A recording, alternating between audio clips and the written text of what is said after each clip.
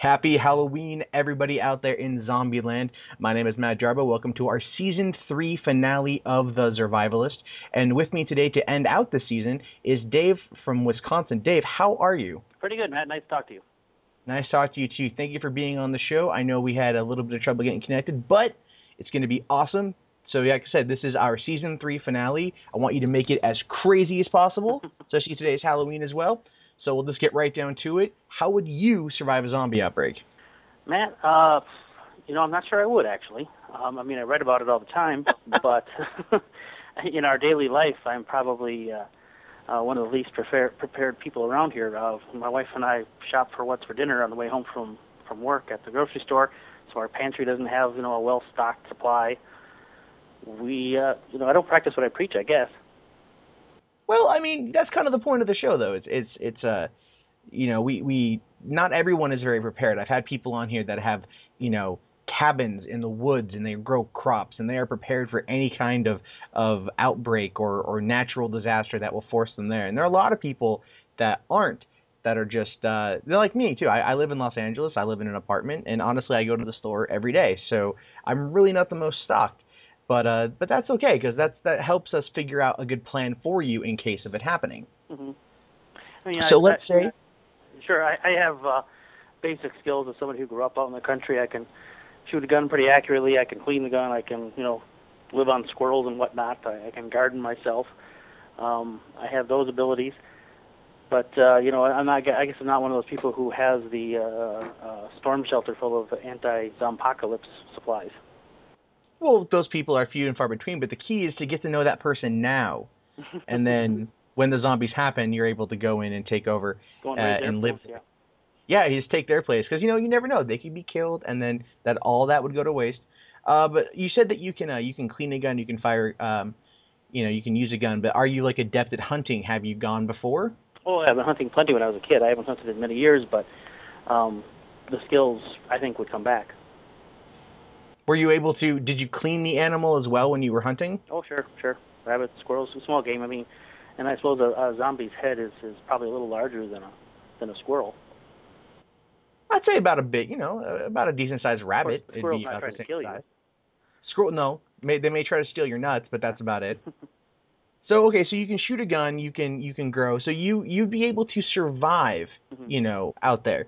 You and your wife, do you have kids? Would you stay in your town, or would you venture off into the wilderness and try to get away from any major population? We don't have any here at home now, but I think our basic plan would be probably to hunker down until the craziness slows down a bit, but as soon as possible start reacting by getting whatever we need to survive off of before too much of it is gone.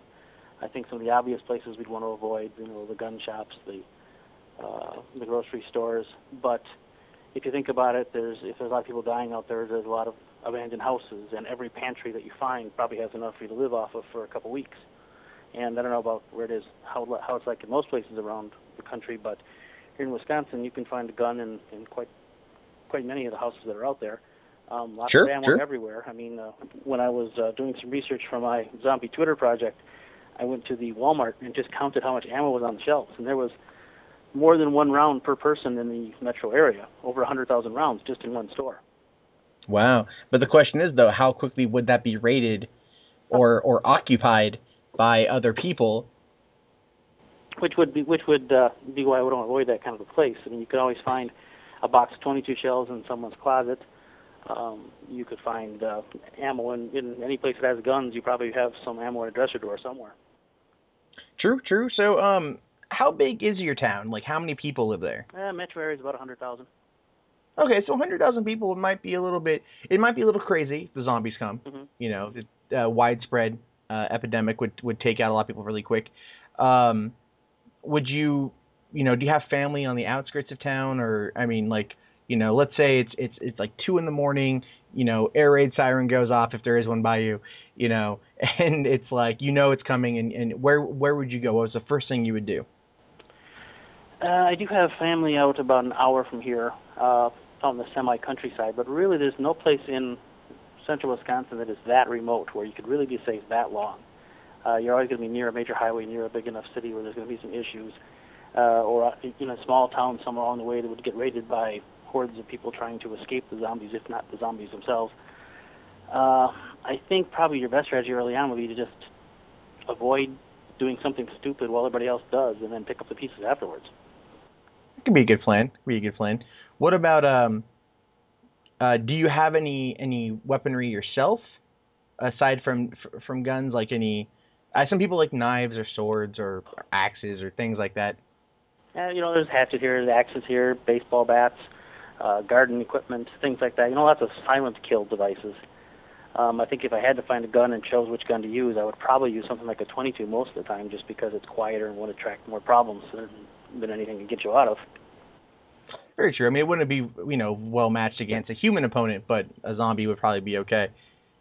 Now, if you were out in the countryside for a while, and you had to come in for supplies, because eventually, no matter what, you're going to have to. Mm-hmm. Would you try to stick to some of the smaller towns that are out there, or if you caught wind that the government, maybe FEMA, had set up like a evacuation center or a campsite, like to slowly rebuild society, would you head to one of those locations, or would you be wary? Any large gathering like that might be more dangerous than where you are, just because of the numbers of people who might be there and the possibility for more additional outbreaks.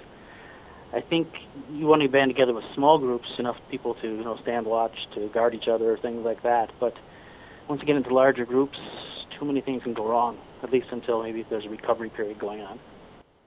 Well, yeah, because the recovery period would definitely happen, but it would take some time, because once our infrastructure collapses, then it's kind of every man for himself for a while until things get back in order. And I think for a lot of people, it's not going to be the zombies that get them, it's going to be the collapse of society.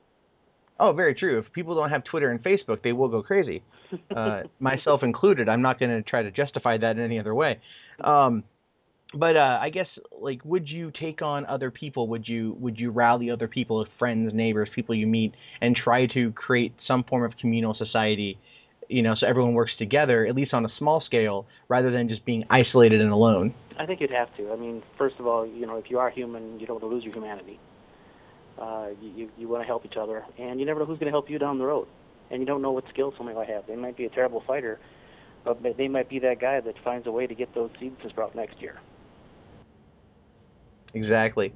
So I've never asked this question, so I'm going to ask you this question right off the bat, or right now, because I've just been wanting to for a while.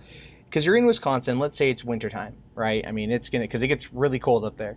Mm-hmm. And so zombies may be slowing down because of, like their immobility because of the freezing weather, and you're running low on food. Could you see a potential alive situation going on? Because I've never really addressed the issue of cannibalism, and I'm curious on that. Would you, if possible, if an absolute necessity, would you engage in the possible eating of a friend or loved one? Well, you can never say never. But I believe that there will be some health issues with doing so. I believe there are some tricky, nasty diseases you can get doing so. Sure. But fire does kill bacteria, so I'm just saying, well done, rump flesh. Well, maybe, I don't know, because at that point, what makes us more like the zombies? But it's just a question I've always kind of wanted to ask, especially someone in a northern environment, because in California, it wouldn't get that cold. I think it drops like 45 degrees, and people think it's the end of the world. But in Wisconsin, it drops to like below zero. Oh, sure, 30 below, no problem. I mean, yeah, so now. problem then. So I mean, would you be able to handle a winter like that without the the creature comforts? We would have some advantages over the zombies in the winter, because even if they don't freeze, let's assume that they're the particular kind of zombie, like in the Wausau Loner story, has whatever's in its blood keeps things from freezing. You have a mobility advantage. You get yourself a pair of snowshoes, some cross-country skis, and you can boogie around those things better than they can in winter. And they're going to be wearing whatever shoes they had on, if they keep any by then. Around here, they might fall off. In the first spring, I think you'd find a bunch of shoes thawing out from snowbanks that they lost when they were walking through them. And potentially a foot attached if they were among the further decomposition page. Sometimes. So, okay, that's interesting. I never thought about the shoe thing. That'd be kind of creepy, just rows of shoes, and you're like, oh, a horde came through here. Mm-hmm. Okay, well, that basically wraps up all the time we have for this episode. So I'm just going to end it, man, because you know the question. You know it's coming. I believe I do. What would you do if you were bit? I think the responsibility would be for me to offer myself up as some kind of research experiment for somebody who wants to learn about what's going on, because I think in the end you must try to learn as much as you can about the plague in order to fight it. Obviously, I'm a lost cause, but maybe they can learn something that can help people down the line. Okay, yeah, donate to science, because people, they're always going to need to study it, and if people volunteer it, then it's a lot easier than capturing a wild zombie.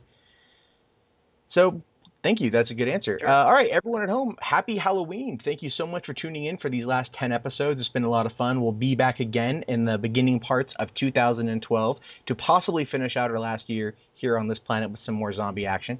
My name is Matt Jarbo. You can always find me on Zurvivalist.com or Twitter.com/kzomradio. Facebook.com/kzomradio, or anywhere on the net, just Google Kzom and you will find us. And be sure to check out Dave's Twitter project, the Wausau Loner, right? Yep, that's it. Yep. And what's the URL for that? Just twitter.com/Wausau Loner. All right. See, that the link will be in the show notes. So you guys can get all that information. I've read a bunch of it. It's very addicting. I highly recommend it. And we'll see you guys next season on The Zurvivalist. Have a great Halloween and enjoy.